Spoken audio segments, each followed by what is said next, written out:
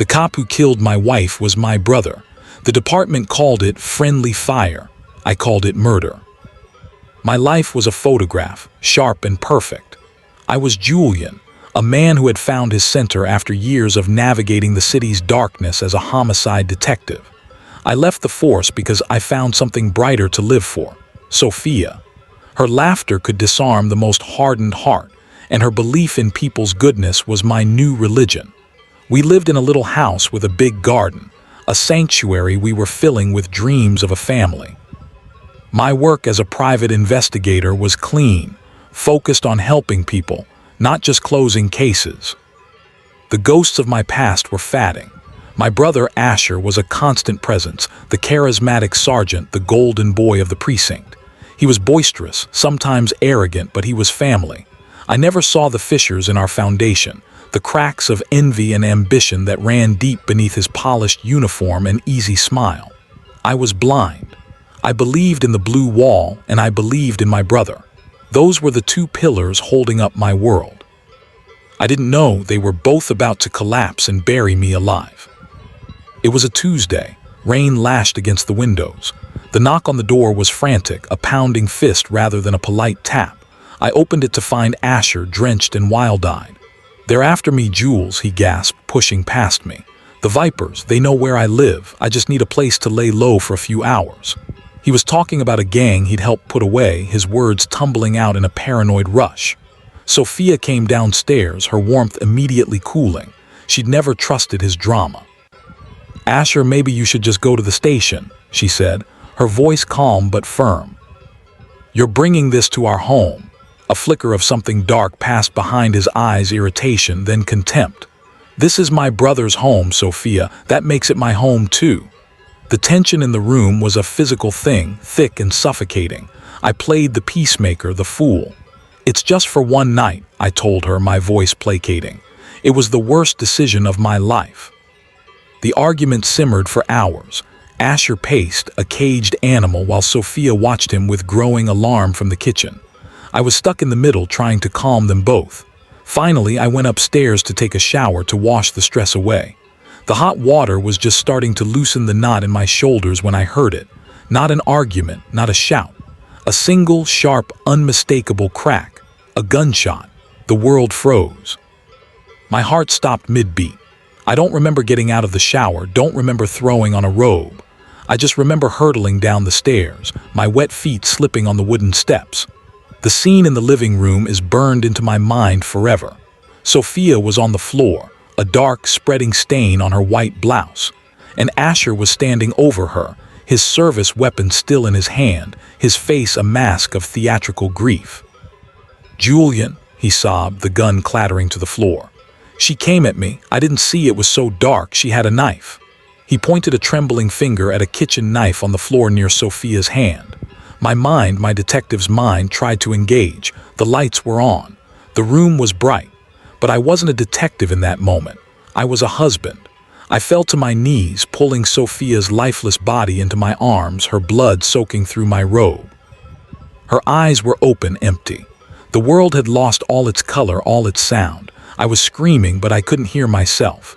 Asher was already on his radio, his voice switching from hysterical brother to cool, professional sergeant. "Officer down. I repeat, officer involved shooting. Requesting backup and EMS." He was building his narrative, laying the foundation for his lie over the corpse of my wife. The sirens were a symphony of my ruin. The first officers on the scene were Asher's friends. They secured him, comforted him. Commander Rhodes arrived, a tall, grim man who had been Asher's mentor. He took one look at the scene, at me cradling my dead wife, and his face hardened into an administrative mask. The blue wall of silence descended, not as a conspiracy, but as a culture. They closed ranks around one of their own. My statements about the lights being on, about the absurdity of the knife, were noted down and quietly dismissed. I was the grieving spouse, emotionally compromised, unreliable. They treated Asher as the victim of a traumatic event. I watched from my own living room as they created the official story, tragic friendly fire incident. They were writing Sophia's obituary and my sentence with the same cold, efficient pens. My parents arrived, their faces ashen. They went straight to Asher, hugging him, comforting him. My mother turned to me, her eyes pleading. "Julian, it was an accident, a terrible, terrible accident. You can't let this destroy you both." I stared at her, my mouth agape. "Destroy us? Mom, she's gone. He killed her." My father, a retired cop himself, put a heavy hand on my shoulder. "Son, don't make this worse. Asher didn't mean it." It was a high-stress situation. We have to support him now more than ever. They had chosen a side. The side of the living, breathing son with a career, over the memory of the daughter-in-law they never fully accepted, and the son who was now a broken, inconvenient truth. The isolation was complete. I had lost my wife, and in that moment I lost my family too. The funeral was a blur of blue uniforms and pitying looks. I moved through the days like a ghost. My pie business collapsed. I couldn't focus, couldn't function. The house became a tomb, filled with Sophia's things, her scent, her unfulfilled dreams. I started drinking, trying to drown the image of her on the floor. The grief was a physical weight, crushing me into a smaller and smaller version of myself. I stopped shaving, stopped eating. I was a former detective, a man who knew how to find the truth, but I was paralyzed. The system I had served had betrayed me. The brother I had loved had murdered my future. What was the point of fighting? The world had already won. It had taken everything. A year passed in a haze of whiskey and regret. I was finally boxing up Sophia's office, a task I'd avoided for months. It felt like a final surrender. In a drawer, tucked beneath her old sketching pads, was her tablet. I'd forgotten she had it. A faint hope, a detective's instinct, flickered. I took it to a tech-savvy friend from my old days, a guy who operated in the gray areas. A few hours later, he bypassed the password. That night, alone in the dark, I started reading. It was her private journal, and with every entry, my blood ran colder. Sophia's words were a revelation of a secret war I never knew was happening. Asher came by again. He told me I was a distraction, that Julian's life was with the Force, with his real family, and that I was pulling him away. Another entry. He said our marriage was a phase Julian would get over. He was so cold, I'm scared of him. The final entry, dated the day she died, read, "Asher texted again. He's furious. He knows we're trying for a baby. He said, don't you dare tie him down with your life." I told Julian he makes me uncomfortable, but he just brushes it off. He doesn't see it. I had been blind. My brother wasn't just protecting himself from a murder charge. He had a motive. He was eliminating what he saw as a threat to his influence over me, to his perfect image of our family. This wasn't an accident. It was a culling. The grief didn't disappear. It transformed. It hardened in my chest, becoming a diamond of pure, cold rage. The fog of depression lifted, burned away by this new, clarifying fury. I looked in the mirror at the hollow-eyed, bearded drunk and didn't recognize him. That man was a victim. I was a detective, and I had just found my most important case. I poured the rest of my whiskey down the drain. The numbness was gone, replaced by a singular, burning purpose. I would prove my brother was a murderer. I would tear down the blue wall, brick by bloody brick, and I would bury him with the truth. I started with what I knew best, procedure. I called in every favor, reached out to every snitch and source I had from my old life. I needed access. I met a former evidence clerk, a woman named Rita who'd been forced into early retirement for asking too many questions. She was a ghost in the machine, and she owed me. Over coffee in a dingy diner, she told me something that made my heart stop. The evidence log for the knife, the one Asher claimed Sophia attacked him with, was tampered with. It had been checked out for retesting by an officer named Miller, one of Asher's loyalists, after the case was officially closed. It was a tiny crack, but it was all I needed. The official story was a house of cards, and I had just found a loose one. Sophia was meticulous. She had automatic cloud backups for her phone, a service I'd set up for her and then forgotten. Using my credentials, I accessed the archive. The police had her physical phone, but they'd never looked here. I searched for the date of her murder, and I found them, deleted texts from Asher. The first, We need to talk about your influence on my brother."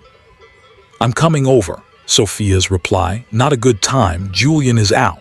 His final text, sent 10 minutes before the gunshot. "This ends tonight. I'm on my way." There was no mention of a knife, no claim of being followed. It was a record of a premeditated confrontation. He had lied. The department had covered it up. I had my murder weapon, and it wasn't a gun. It was a string of digital code.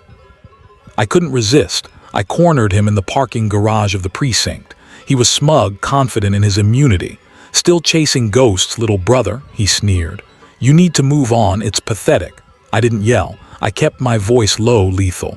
"I read Sophia's journal, Asher. I know you were threatening her." His smirk faltered for a fraction of a second. "The ramblings of a hysterical woman." Then I played my ace. "And I know you texted her you were coming over. This ends tonight." What ended, Asher? Her life. The color drained from his face. For the first time, I saw fear in his eyes. The invincible sergeant was scared. It was the most beautiful thing I'd ever seen. I became a machine. I compiled everything, the journal entries, the screenshot of the texts, Rita's signed statement about the evidence log, a timeline that exposed every hole in the official story. I created a digital dossier, a prosecutor's dream, but I knew the system was rotten. Taking it through official channels would get it buried again. I needed a bigger stage. I needed to go public. I encrypted the files and prepared to send them to a select list of journalists and the state attorney general's office, with a trigger date set. This would be my grenade, and I was about to pull the pin. The invitation was a punch to the gut. My mother, still trying to pretend we were a family, sent me a link. The department was hosting its annual Valor Awards gala, and Sergeant Asher was receiving a medal for exemplary courage under fire. The description detailed his resilience following the tragic friendly fire incident. They were giving him a trophy for murdering my wife. The audacity was breathtaking. It was also the perfect stage. They were celebrating their lie in front of the city. I would give them a truth they would never forget. The gala was a black tie affair, a spectacle of self-congratulation. I still had my old suit. I put it on, the fabric hanging loose on my thinner frame. I looked in the mirror. The beard was gone. The hollows under my eyes were still there, but they were no longer pits of despair. They were shadows of resolve. I looked like Julian the detective again. I loaded the presentation onto a secure thumb drive. I had a contact, a disgruntled IT guy within the event management company, who, for a price, would give me access to the main presentation feed. The trap was set. The ballroom was a sea of blue uniforms and sequined gowns. I moved through the crowd, invisible. I saw my parents at a table, beaming with pride. I saw Commander Rhodes schmoozing with politicians. And I saw Asher preening at the head table, his medal gleaming under the lights. He looked like a king. His speech was a masterpiece of narcissism. In our line of work, we face unimaginable trauma. We lean on each other, the Blue family. Each word was a desecration of Sophia's memory. I felt the cold anger in my chest, a steady, guiding force. This was it. As the applause began to die down, I started walking. I didn't run. I walked with the deliberate, calm purpose of a man who had nothing left to lose. I moved through the tables, my eyes locked on the stage. I saw the moment Asher noticed me. His smile tightened. Confusion, then recognition, then pure, undiluted panic flashed across his face. Commander Rhodes half stood, a warning in his eyes. I ignored him. I stepped onto the stage and took the microphone from Asher's frozen hand. The room fell silent, intrigued by the interruption. "My name is Julian Reyes," I said, my voice clear and steady, amplified through the room. "I was a detective with this department. Sergeant Asher Reyes is my brother." I paused, letting the silence build. "He just received a medal for courage. He deserves one for acting, because the friendly fire incident that killed my wife, Sophia, wasn't an accident. It was murder." A collective gasp rippled through the audience. I nodded to my man in the tech booth. The massive screen behind me, which had been displaying the department's logo, changed. It showed the first deleted text. "This ends tonight." The ballroom erupted in chaos. I spoke over it, my voice a blade. He threatened her for months. He came to my home with the intent to confront her. He shot her and then he planted a knife to justify it. And this department, I turned my gaze to Commander Rhodes, who was pale and rigid. This department that I served covered it up. They called it friendly fire to protect one of their own. They called my wife collateral damage. I advanced the presentation, showing the journal entries, the evidence log discrepancy. I was systematically dismantling their entire world in front of the city's elite. Cameras flashed. The live feed was cut, but it was too late. The story was already escaping into the world. Security finally reached me, but I didn't resist. As they escorted me out, I looked back at the stage. Asher was slumped in his chair, his head in his hands, the metal hanging limply from his neck. The look on his face wasn't just shame. It was the look of a man who knew his life was over. Commander Rhodes was surrounded by angry journalists. My parents were staring at me, their faces a mess of horror and dawning comprehension. I had not just accused a cop, I had destroyed a myth. And it was the most satisfying thing I had ever done. The video of my confrontation went viral overnight. Detective's revenge, brother cop exposed as wife's killer. The department had no choice. Asher and Commander Rhodes were suspended, then arrested by the state attorney general's office. The evidence was too overwhelming. The blue wall had crumbled under the weight of its own corruption. My parents tried to call to apologize, but the words were empty. Some betrayals are too deep to forgive. They had chosen their son, and in doing so, they had lost them both. At the trial, I didn't feel like a victim on the stand. I felt like a prosecutor. I presented my own evidence, my own case. I looked Asher in the eye as I detailed his lies, his manipulation, his cold-blooded murder. He was convicted on all counts: murder, evidence tampering, conspiracy. Commander Rhodes was convicted of obstruction of justice. They were both sentenced to life in prison. There was no celebration, only a profound, quiet finality. The monster was back in its cage. I used the settlement from the city to start the Sophia Fund, a nonprofit that provides resources and legal support to families of victims of police misconduct. I became a full-time investigator, but now I worked for the people the system had failed. I didn't just find closure, I found a new purpose. My pain became my power. I was no longer Detective Julian Reyes, the broken husband. I was Julian Reyes, the advocate, the truth seeker. I had reclaimed my name and my life. I stand at Sophia's grave on a bright, sunny day. The grass is green, the birds are singing. I place a single white rose on the headstone. "It's over," I whisper. The anger is gone, replaced by a peaceful, steady strength. They took everything from me: my wife, my family, my career. They thought I was just a broken cop, but they were wrong. A good detective knows that the truth is the most powerful weapon there is. I was just a man who loved his wife. And I proved that love is a force more powerful than any lie, any badge, any brother's betrayal. My name is Julian, and this is my story.